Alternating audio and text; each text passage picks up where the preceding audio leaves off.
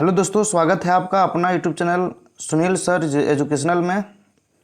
यदि आप भी कर रहे हैं मैट्रिक बिहार बोर्ड 10वीं 2023 की तैयारी, तो आप जल्द से जल्द मेरे यूट्यूब चैनल को सब्सक्राइब करें ताकि आपको तुरंत मिल सके वीडियो और आप भी मैट्रिक बिहार बोर्ड में ला सके बहुत ही सबसे अच्छे नंबर। इसके साथ साथ यदि आप किसी भी कॉम्पिटिटिव एग्ज़ाम की भी तैयारी कर रहे होंगे तो आप इस चैनल को सब्सक्राइब ज़रूर कीजिएगा।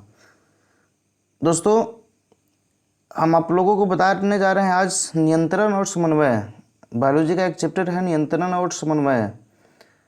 तो नियंत्रण और समन्वय का सभी ऑब्जेक्टिव प्रश्नों को हम आज बताने जा रहे हैं।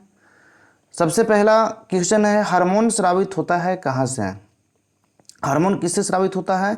तो ऑप्शन नंबर ए है अंतःस्रावी ग्रंथि से, ऑप्शन नंबर बी है बहिस्रावी ग्रंथि से, नालिका ग्रंथियों से, कि इनमें से कोई नहीं। तो इसका सही आंसर होगा ए। सही आंसर क्या होगा? सही आंसर होगा ए, अंतःस्रावी ग्रंथियों से। अंतःस्रावी ग्रंथियों से क्या होता है? हार्मोन स्रावित होता है। तो सही आंसर कौन होगा? सही आंसर होगा ए। सही आंसर ए हो जाएगा। हार्मोन किससे स्रावित होगा? अंतःस्रावी ग्रंथियों से। अब चलते हैं हम लोग दूसरा क्वेश्चन की ओर। तो दूसरा क्वेश्चन है, ग्वाइटर अथवा घेंघा पनपता है किससे? घेंघा रोग हो जाता है जो जिसके कारण आवाज़ भारी हो जाता है। और आवाज़ का भारी होना यानी कि घेंघा रोग किसके कमी के कारण होता है? तो सबसे पहला ऑप्शन ए है चीनी की कमी से, ऑप्शन बी है आयोडीन की कमी से, सी है रक्त की कमी से, और डी है मोटापा से। तो घेंघा रोग किसके कारण होगा? तो यह होता है आयोडीन की कमी से। ऑप्शन नंबर क्या होगा सही? बी। ऑप्शन नंबर सही हो जाएगा बी। यह होगा आयोडीन की कमी से। ऑप्शन नंबर कौन सही होगा? बी। किसके कमी से होगा? आयोडीन की कमी से। अब चलते हैं हम तीसरा क्वेश्चन की ओर। तीसरा क्वेश्चन है, थायरोक्सिन का स्रवण कहाँ होता है? थायरोक्सिन का स्रवण, थायरोक्सिन कहाँ से स्रावित होता है? तो हम लोग जानते हैं कि थायरोक्सिन हार्मोन जो है यह थायराइड ग्रंथि से स्रावित होगा। कहाँ से स्रावित होगा? थायराइड ग्रंथि से। ग्रंथि 6 गो है, पिट्यूटरी ग्रंथि, थायराइड ग्रंथि, पैराथायराइड ग्रंथि, एड्रिनल की लैंगरहैंस की दीपिकाएँ और जनन ग्रंथियाँ। तो यह स्रावित होगा कहाँ से थायरोक्सिन हार्मोन? तो यह होगा थायराइड ग्रंथि से। कहाँ से होगा? तो ऑप्शन नंबर ए सही होगा, थायराइड ग्रंथि से। किससे होगा? थायराइड से। ऑप्शन नंबर ए होगा सही, थायराइड ग्रंथि से। अब चलते हैं हम, ऑप्शन नंबर ए सही हुआ, थायराइड ग्रंथि से स्रावित होगा। इसके बाद है चौथा क्वेश्चन। चौथा में है, मानव में डायलिसिस थैली है क्या? कौन सा? मानव में डायलिसिस थैली कौन सा है? तो डायलिसिस आप लोग जानते होंगे, डायलिसिस थैली कौन सा है? नेफ्रॉन। ऑप्शन नंबर ए है नेफ्रॉन, ऑप्शन नंबर बी है न्यूरॉन, सी माइटोकॉन्ड्रिया, और डी कोई नहीं। तो इसमें से चुनना है, सही आंसर कौन होगा? Option A nephron, B neuron, C mitochondria और डी कोई नहीं। तो डायलिसिस किससे होगा? तो डायलिसिस सही आंसर होगा नेफ्रॉन। क्या होगा सही आंसर? नेफ्रॉन। सही आंसर होगा ऑप्शन ए, नेफ्रॉन। अब इसके बाद हम लोग चलते हैं, पांचवा क्वेश्चन है, भोजन का पचना किस प्रकार की अभिक्रिया है? भोजन का पचना किस प्रकार की अभिक्रिया है? ऑप्शन है ए उपचयन, बी है संयोजन, तीसरा है सी है अपचयन, और डी है विस्थापन। तो भोजन पचता कैसे? तो हम लोग सांस लेते हैं, श्वसन के रूप में ऑक्सीजन गैस को ग्रहण करते हैं, और ऑक्सीजन गैस यह जो जाती है और भोजन के साथ ऑक्सीकृत, भोजन को ऑक्सीकृत करके उसको पाचन क्रिया में सहायता करता है। किसके कारण? तो भोजन ऑक्सीजन के कारण पचता है। तो इसका सही आंसर होगा ए, ऑप्शन ए होगा उपचयन। क्या होगा? उपचयन। ऑप्शन ए हो जाएगा उपचयन। अब इसके बाद हम लोग चलते हैं छठा क्वेश्चन की ओर। तो छठा क्वेश्चन है, कौन सा पादप नियंत्रक फल बेचने वाला द्वारा उपयोग किया जाता है? कौन सा पादप नियंत्रक फल बेचने वाले द्वारा उपयोग किया जाता है? तो इसको हम लोग जानते हैं, हार्मोन, पादप हार्मोन 5 प्रकार का होता है, oxygen, gibberellin, cytokinin, abscisic acid और एथिलीन। क्या होता है? एथिलीन। तो इसमें जो एथिलीन होता है यह फल पकाने वाला हार्मोन है। तो जो बेचने वाले लोग होते हैं, फल बेचने वाले लोग क्या करते हैं? कच्चे फल पर फल पकाने वाला यानी कि एथिलीन को छिड़क देते हैं, जिससे फल जल्दी से पक जाता है। तो इसका सही आंसर कौन होगा? तो सही आंसर होगा एथिलीन। सही आंसर क्या हो जाएगा? एथिलीन, यानी कि ऑप्शन नंबर हो जाएगा सी। ऑप्शन नंबर कौन होगा सही, सी, एथिलीन। अब आगे है क्वेश्चन नंबर 7। 7वां क्वेश्चन है, वह संरचना जो उद्दीपनों की पहचान कराती है क्या कहलाती है? उद्दीपनों को पहचान कराती है वैसे संरचना को हम क्या कहेंगे? क्वेश्चन नंबर 7 है। पहला ऑप्शन है ग्राही, बी है प्रभावक, सी है उत्तरदायित्व और डी है बेचैनी। तो जो उद्दीपन को हम लोगों को पहचान कराएगा उसको हम लोग ग्राही कहते हैं। क्या कहते हैं? ग्राही, यानी कि ऑप्शन नंबर कौन सही होगा? ए सही होगा। कौन सही होगा? ए सही होगा। अब इसके बाद है क्वेश्चन नंबर 8। 8वां क्वेश्चन है, निम्नलिखित में कौन सी एक अंतःस्रावी और बाह्य स्रावी ग्रंथि दो प्रकार की होती है? क्या है? निम्नलिखित में कौन सी एक अंतःस्रावी और बाह्य स्रावी ग्रंथि दो प्रकार की होती है? पहला ग्नाशय है, बी है थायराइड, सी है पैराथायराइड और डी है पिट्यूटरी ग्रंथि। कौन सही आंसर इसमें होगा? तो सही आंसर हो जाएगा अग्नाशय। क्या हो जाएगा? अग्नाशय, यानी कि option number A. Option number कौन सही होगा? ए। क्या होगा? अग्नाशय होगा। अब है इसके बाद क्वेश्चन नंबर 9। 9वां क्वेश्चन है, कौन सी अंतःस्रावी ग्रंथि वृक्क के दोनों ओर ऊपर स्थित होता है? ऐसा कौन सी ग्रंथि है जो वृक्क के ऊपरी सतह पर स्थित होता है? पहला ऑप्शन है गुनेडस, बी है पिट्यूटरी ग्रंथि, सी है अग्नाशय ग्रंथि और डी है एड्रिनल ग्रंथि। इनमें से कौन ऐसा ग्रंथि है जो कहाँ रहता है?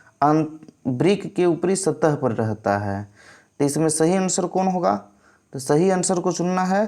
तो ऐसा अंतःस्रावी ग्रंथि जो वृक्क के ऊपर होता है, ऐसे स्रावी ग्रंथि को क्या कहते हैं? तो एड्रिनल ग्रंथि कहेंगे। क्या कहेंगे? एड्रिनल। एड्रिनल की लैंगरहैंस की दीर्घाएं भी कहते हैं, यानी कि सही आंसर कौन होगा? तो सही आंसर हो जाएगा डी। अब इसके बाद चलते हैं क्वेश्चन नंबर 10 की ओर। तो 10वां क्वेश्चन है, जीवों में ध्वनि ग्रहण करने के लिए संवेदी अंग है कौन? जीवों में ध्वनि को ग्रहण करने के लिए कौन सा संवेदी अंग होता है? पहला है प्रकाशग्राही, ध्वनिग्राही, श्रवणग्राही और स्पर्शग्राही। तो इसमें होता है श्रवणग्राही। ऑप्शन नंबर क्या होगा? सी। ऑप्शन नंबर सी हो जाएगा सही, श्रवणग्राही, यानी कि हो जाएगा ऑप्शन नंबर सी सही। ऑप्शन नंबर सी सही हो जाएगा, श्रवणग्राही। अब इसके बाद है 11वां क्वेश्चन, वृक्क के ऊपर स्थित अंतःस्रावी ग्रंथि कौन है? वृक्क के ऊपर कौन सा ऐसा अंतःस्रावी ग्रंथि होता है? तो इसको अभी अभी हम बताएं। इसमें से चुनना है। पहला ऑप्शन है पीयूष ग्रंथि मतलब पिट्यूटरी ग्रंथि, बी है पिनियल ग्रंथि, सी है अधिवृक्क ग्रंथि और डी है नन ऑफ दे, जिनमें से कोई नहीं। तो इसका सही आंसर हो जाएगा अधिवृक्क ग्रंथि। वृक्क के ऊपर क्या होता है? अधिवृक्क, यानी कि हो जाएगा ऑप्शन नंबर सी सही। कौन सा होगा? Option number C. अधिवृक्क ग्रंथि जो होता है वृक्क के ऊपरी अंतःस्रावी ग्रंथि है। अब इसके बाद है 12वां क्वेश्चन। 12वां क्वेश्चन इसमें नहीं टाइप हो पाया है, इसलिए इसके बाद है 13वां क्वेश्चन।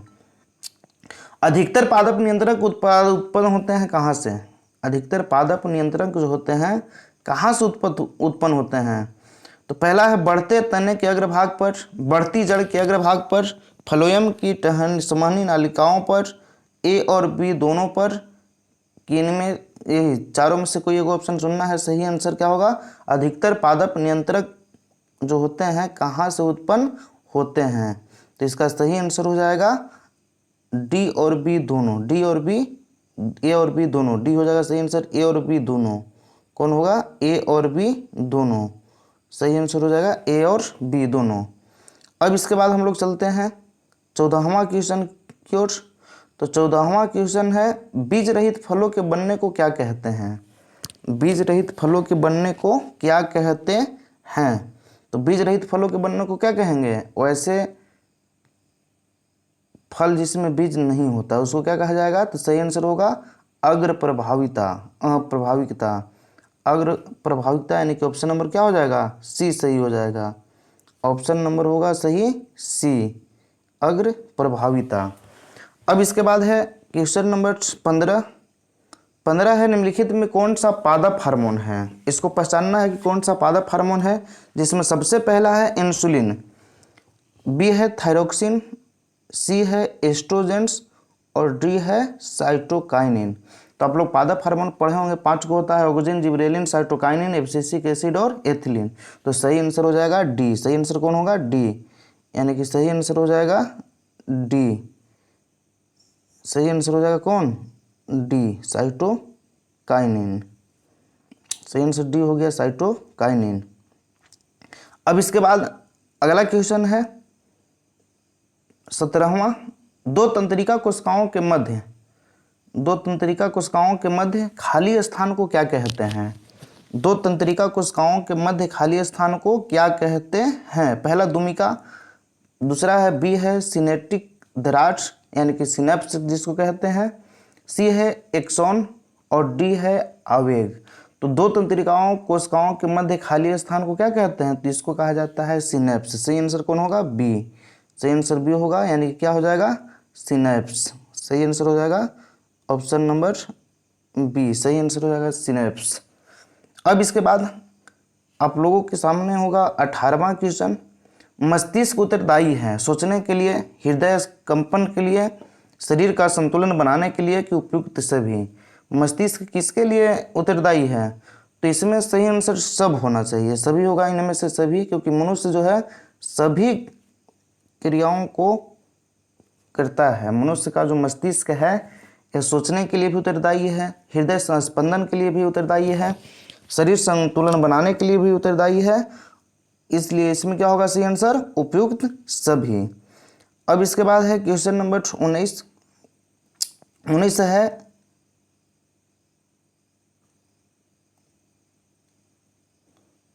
बहुकोशिकीय जीवों में निम्नलिखित में किस प्रकार का समन्वय पाया जाता है। बहुकोशिकीय जीवों में किस प्रकार का समन्वय पाया जाता है। रासायनिक समन्वय, तंत्रिकीय समन्वय, उपयुक्त दोनों के इनमें से कोई नहीं। तो बहुकोशिकीय जीवों में किस प्रकार का समन्वय पाया जाएगा, तो जैसे पौधों में जो होता है केवल होता है रासायनिक समन्वय, और जंतु में होता है क्या होता है, तंत्रिकीय समन्वय और रासायनिक समन्वय दोनों होता है। तो इसका सही आंसर हो जाएगा उपयुक्त दोनों। क्या हो जाएगा सही आंसर, उपयुक्त दोनों, यानी कि ऑप्शन नंबर कौन सही हो जाएगा, सी। ऑप्शन नंबर हो जाएगा सी। अब इसके बाद है 20वां क्वेश्चन। 20वां क्वेश्चन है तंत्रिका कोशिकाएं कितनी प्रकार की होती है। तंत्रिका कोशिकाएं कितनी प्रकार की होती है।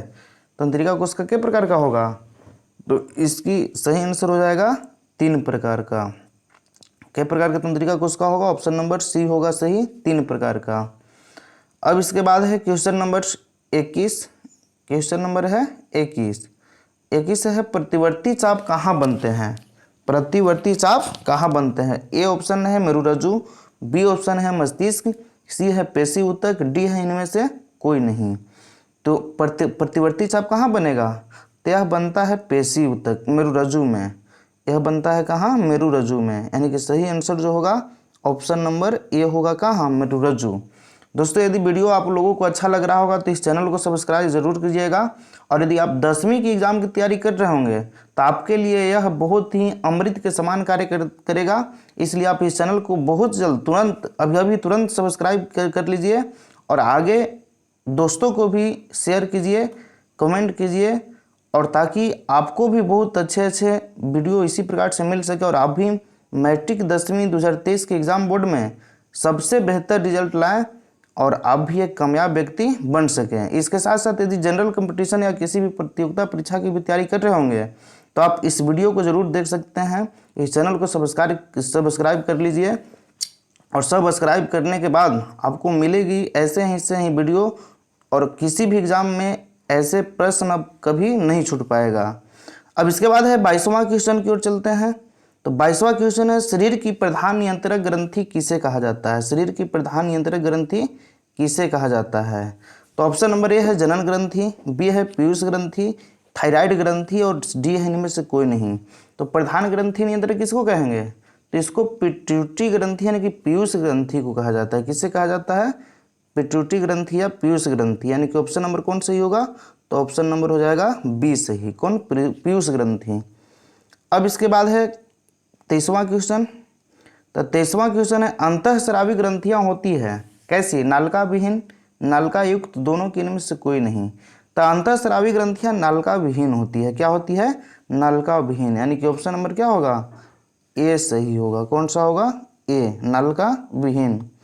अब इसके बाद है 24वां क्वेश्चन, सॉरी 24वां नहीं है, 25वां क्वेश्चन है थायराइड ग्रंथि की अल्पक्रियता के कारण कौन सा रोग उत्पन्न होता है?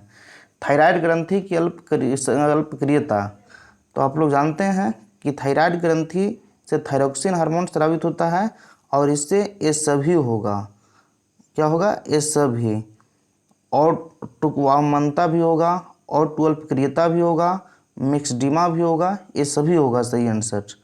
अब है 26वां क्वेश्चन। 26वां क्वेश्चन है अग्नाशय द्वारा निम्नलिखित में कौन सा हार्मोन स्रावित होता है?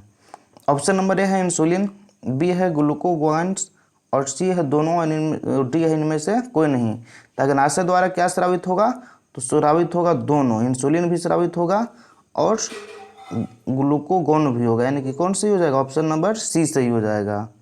अब इसके बाद है क्वेश्चन नंबर 27। 27वां है पत्तियों का मुरझाना किस पादप हार्मोन के कारण संभव हो पाता है?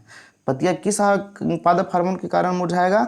तो ऑप्शन नंबर है ए है जिबरेलिन्स, बी है साइटोकाइनिन, सी है एब्सिसिक एसिड, और डी है सभी सही है। तो सभी सही नहीं होगा। पत्तियों का मुरझाना होता है किसके कारण? एब्सिसिक एसिड के कारण। किसके कारण होगा? एब्सिसिक एसिड के कारण, यानी कि एब्सिसिक अम्ल इसमें लिखा हुआ है, तो एब्सिसिक अम्ल हो जाएगा सही आंसर सी। क्यों? क्योंकि जिबरेलिन्स और साइटोकाइनिन और ऑक्सिन यह वृद्धि वर्धक है, पेड़ पौधों को बढ़ाने का कार्य करता है, वृद्धि करने का कार्य करता है, जबकि एब्सिसिक एसिड क्या करता है? उसको वृद्धि रोधक है। इस पर एब्सिसिक एसिड को किसी पत्तियों पर छींट देने के बाद पत्तियां मुरझा जाती है। अब इसके बाद है क्वेश्चन नंबर 28। क्वेश्चन नंबर 28 है स्रावित होने वाले हार्मोन का समय और मात्रा किस क्रिया विधि द्वारा नियंत्रित की जाती है? पहला श्रवण है, दूसरा बी है परिशोधन, सी है अनुक्रिया, और डी है पुनर्भरण। तो स्रावित होने वाले हार्मोन का समय और मात्रा किस क्रिया विधि द्वारा नियंत्रित होगा? तो इसमें पहला है श्रवण, दूसरा परिशोधन, तीसरी है अनुक्रिया, और डी है पुनर्भरण। तो सही आंसर होगा पुनर्भरण। क्या होगा? डी आंसर सही होगा, पुनर्भरण।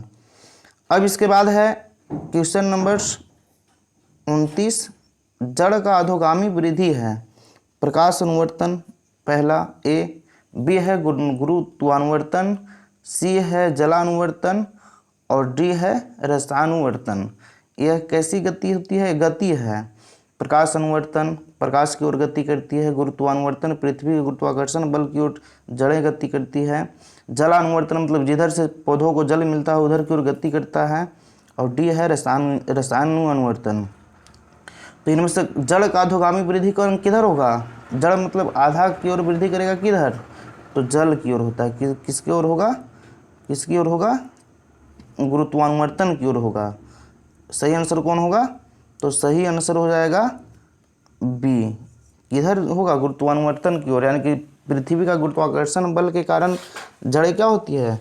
नीचे की ओर मिट्टी में गति करती है, ऊपर की ओर जड़ें गति नहीं करती है। कहाँ गति करती है? नीचे की ओर जाती है। देखो मिट्टी में अंदर की ओर जड़ होता है पेड़ पौधों का।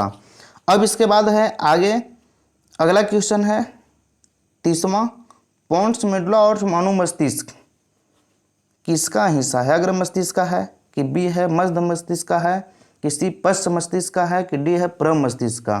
पोन्स मेडुला और अनुमस्तिष्क किसका हिस्सा है? तो सही आंसर कौन होगा इसमें? तो सही आंसर हो जाएगा पश्च मस्तिष्क। क्या हो जाएगा? पश्च मस्तिष्क। तो पश्च मस्तिष्क कहाँ है? तो ऑप्शन नंबर सी का है। तो ऑप्शन नंबर क्या हो जाएगा? सी सही। पोन्स मेडुला और अनुमस्तिष्क किसका हिस्सा है? तो यह है पश्च मस्तिष्क का। अब इसके बाद है 31वां क्वेश्चन। तो 31वां क्वेश्चन है निम्नलिखित में कौन सी अनैच्छिक क्रिया नहीं है? अनैच्छिक क्रिया नहीं है। पहला वमन, बी है चबाना, सी है लार आना, और डी है हृदय का धड़कन।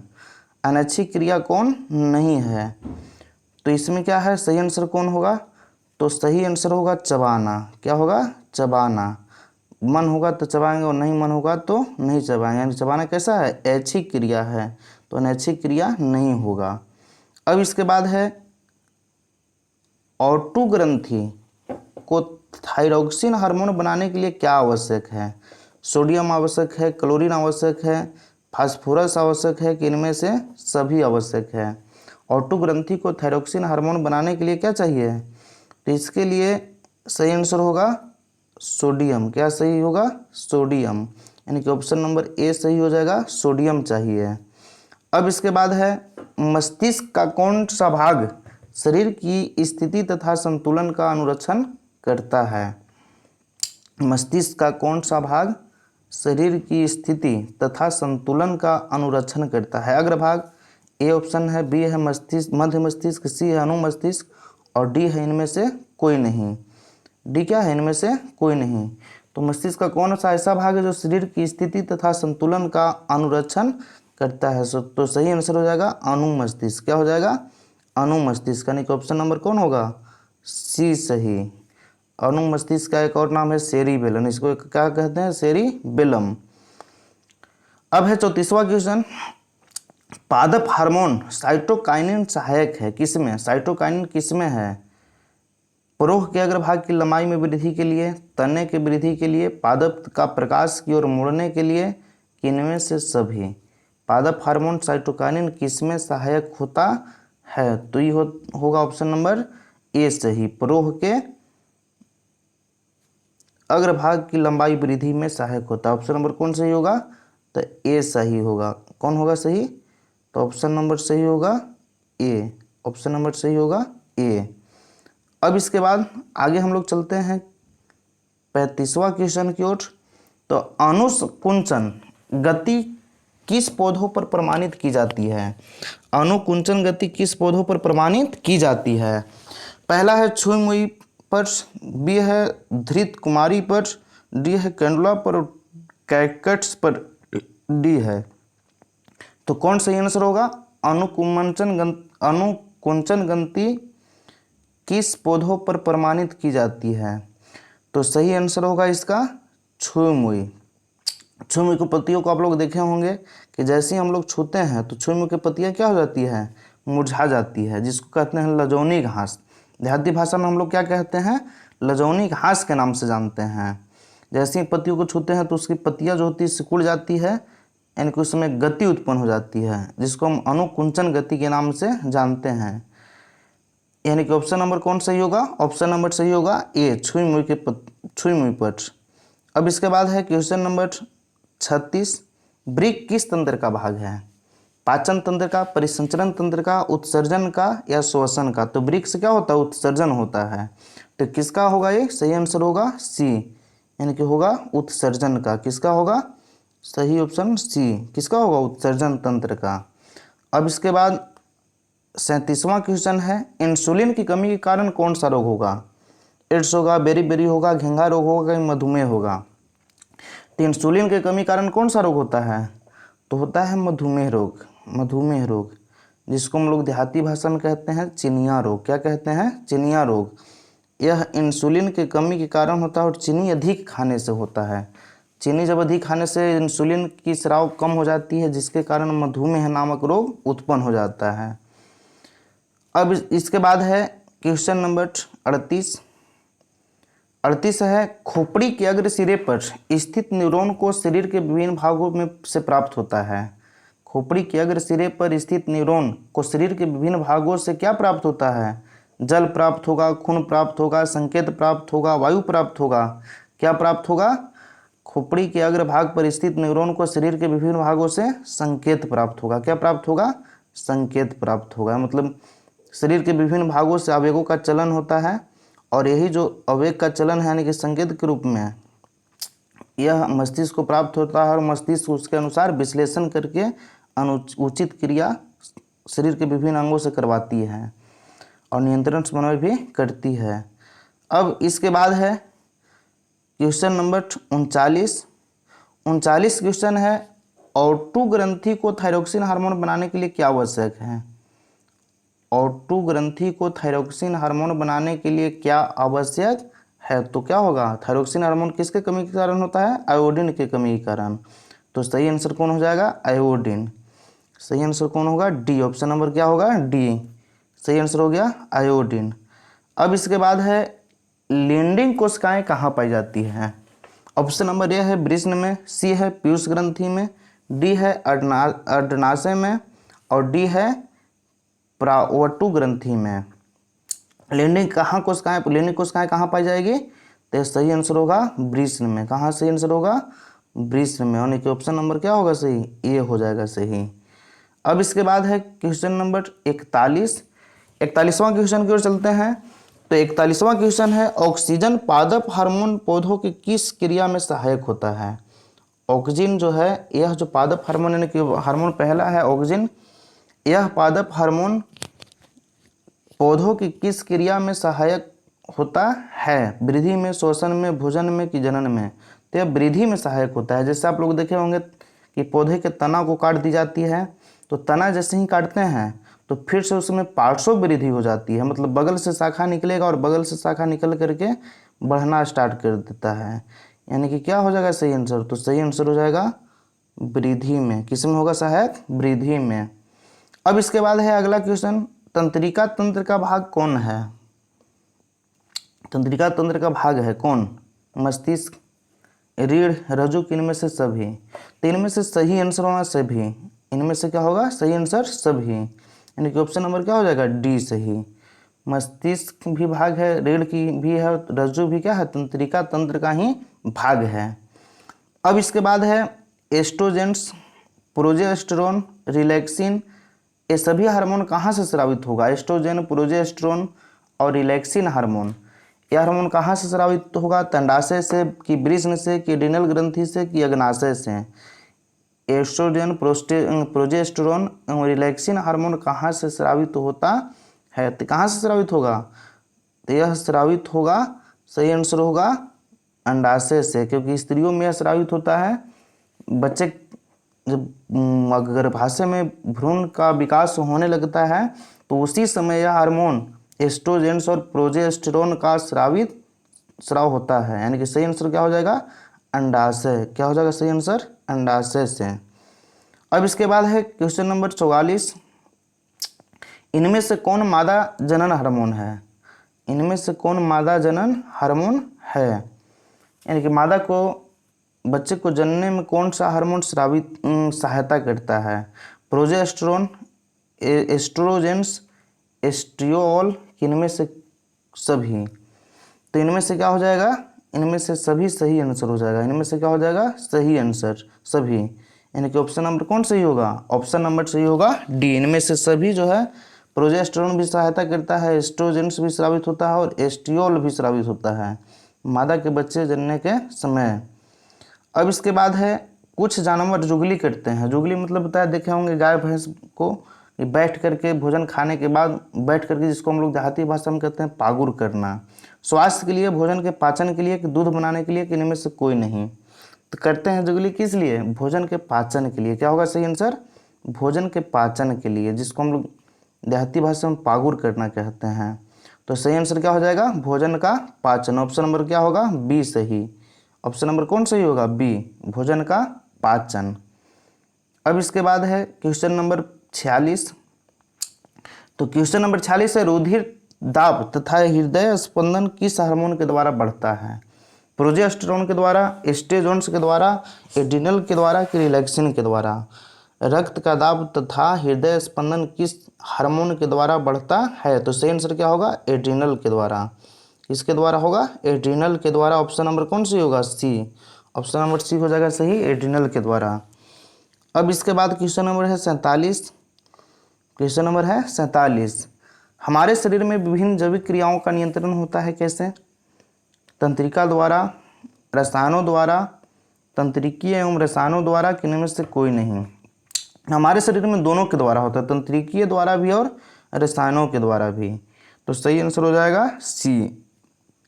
सही आंसर कौन होगा? सी, तंत्रिका द्वारा भी और रसायनों के द्वारा भी। मतलब तंत्रिका कोशिका के द्वारा भी नियंत्रण समन्वय होता है और हार्मोन्स के द्वारा भी इस तरह नियंत्रण समन्वय होता है। अब है एब्सिसिक एसिड किस तरह का रसायन है? ऑक्सीजन की तरह, जिबरेलिन्स की तरह, साइटोकाइनिन की तरह की वृद्धि रोधक। हम इससे पहले भी बताएं कि एब्सिसिक एसिड क्या करता है, पेड़ पौधों के ऊपर छींट देने के बाद वो उसको रोक देता है, मतलब क्या हो गया, वृद्धि रोधक हो गया, बढ़ने नहीं देगा, पत्तियों को मुरझा देगा। इस प्रकार से क्रिया करती है कौन? Abscisic acid. तो सही आंसर क्या हो जाएगा? डी सही आंसर हो जाएगा, यानी कि क्या हो जाएगा, वृद्धि रोधक की तरह कार्य करता है। अब इसके बाद है बीज रहित पौधों के उत्पादन में ये सहायक होते हैं। कौन सहायक होगा बीज रहित पौधों के उत्पादन में? पहला है साइटोकाइनिन, बी है ऑक्सीजन, सी है जिबरेलिन्स और डी है ऑक्सीजन एवं जिबरेलिन्स दोनों। तो वैसे पौधे जिनमें बीज नहीं होता, वैसे पौधों के उत्पादन में कौन सहायक होगा? तो सही आंसर हो जाएगा ऑक्सीजन एवं जिबरेलिन्स। कौन हो जाएगा? ऑक्सीजन एवं जिबरेलिन्स, यानी कि ऑप्शन नंबर क्या? डी सही हो जाएगा। अब इसके बाद है 50वां क्वेश्चन। 50वां क्वेश्चन है ऑक्सीजन, जिबरेलिन्स, एथिलीन, साइटोकाइनिन, इनमें से कौन फल पकाने वाला प्रयुक्त होता है? तो फल पकाने वाला हार्मोन कौन है? तो एथिलीन है। कौन है? एथिलीन। फल पकाने वाला हार्मोन किसको कहते हैं? एथिलीन को कहा जाता है। एथिलीन हो जाएगा सही आंसर। क्या हो जाएगा सही आंसर? एथिलीन। तो एथिलीन हो गया सही आंसर। इस वीडियो में, आज की वीडियो में इतना ही। अब अगले वीडियो में आप लोगों को बताएंगे। यह सभी था नियंत्रण समन्वय के ऑब्जेक्टिव प्रश्न। यदि वीडियो अच्छा लगे तो आप लोग तुरंत चैनल को सब्सक्राइब करें, शेयर भी करें, और भी बच्चे जो 10वीं क्लास में पढ़ते होंगे उन लोग तक यह वीडियो पहुंचाएं, ताकि वे लोग भी इस वीडियो को देख करके तैयारी अच्छा से अच्छा कर पाएँ और अच्छे नंबर ला सकते हैं। इसलिए इस चैनल को क्या करें? सब्सक्राइब जरूर करें।